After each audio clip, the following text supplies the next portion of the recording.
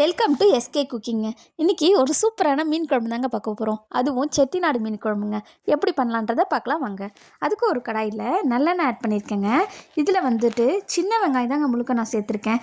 சின்ன வெங்காயம், ஒரு பூண்டு 8லேருந்து 9 பல்லு எடுத்துக்கோங்க, 2 துண்டு இஞ்சி, 2 கல்பாசி, 2 வரமிளகா, 1 டேபிள் ஸ்பூன் மிளகு, 1 டேபிள் ஸ்பூன் ஜீரகம், 1/4 டேபிள் ஸ்பூன் வெந்தயங்க. இதோடு சேர்த்துட்டு தனியா 2 டேபிள் ஸ்பூன் இதில் நான் ஆட் பண்ணியிருக்கேங்க.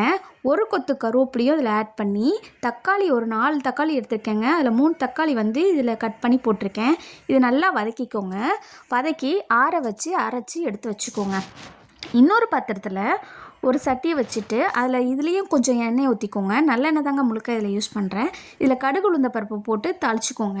இதில் சின்ன வெங்காயம் கொஞ்சம் போட்டு, ஒரு கொத்து கருவேப்பிலையும், நான் ஒரு 6 பல்லு பூண்டு பல்லு மட்டும் கட் பண்ணி போட்டிருக்கேங்க. அதையும் இதில் சேர்த்துருக்கேன்.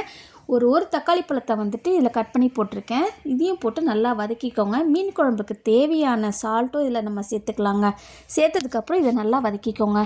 நல்லா வதக்குனதுக்கப்புறம் பார்த்தீங்கன்னா, வீட்டில் அரைச்ச மிளகாத்தூள் 2 டேபிள் ஸ்பூன் நான் ஆட் பண்ணியிருக்கேங்க. ஒரு 1/4 டேபிள் ஸ்பூன் மஞ்சத்தூள் ஆட் பண்ணியிருக்கேங்க.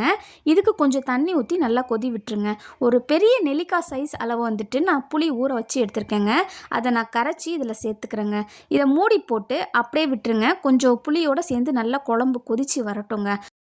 மூடி போட்டு ஒரு 5 நிமிஷம் மேலே வச்சுருங்க. நல்லா கொதி வரட்டும். நல்லா புளி மிளகாத்தூள் வாசனை எல்லாம் போனதுக்கப்புறம் இப்போ அரைச்சி வச்ச மசாலா நான் இதில் ஆட் பண்ணியிருக்கேங்க. இதில் ஒரு கொஞ்சோடு கொத்தமல்லி ஆட் பண்ணிக்கோங்க. ஆட் பண்ணிவிட்டு இதையும் ஹை ஃப்ளேம்லேயே வச்சு ஒரு 5 நிமிஷம் அப்படியே விட்டுருங்க. நல்லா கொதி வரட்டுங்க. நல்லா மசாலாவோட அந்த புளி மிளகாத்தூள் எல்லாமே கொதித்து கொஞ்சம் திக்காக வரட்டுங்க. இப்போ திக்காக வந்துருச்சு. சிம்லேயே வச்சுட்டு மீனை ஒன்று ஒன்றா நம்ம சேர்த்துக்கலாங்க. சேர்த்ததுக்கப்புறம் இதை அப்படியே மூடி போட்டு வச்சுருங்க. ஒரு 5 நிமிஷம் கழிச்சு எடுத்து பார்த்திங்கன்னா, நம்மளோட மசாலாலாம் அந்த மீனில் இறங்கி சூப்பராக எண்ணெய் பிரிஞ்சு தெளிவாக வந்திருக்கோங்க. இது நம்மளோட செட்டிநாடு மீன் குழம்பு இப்போ சூப்பராக ரெடி ஆகிடுச்சுங்க.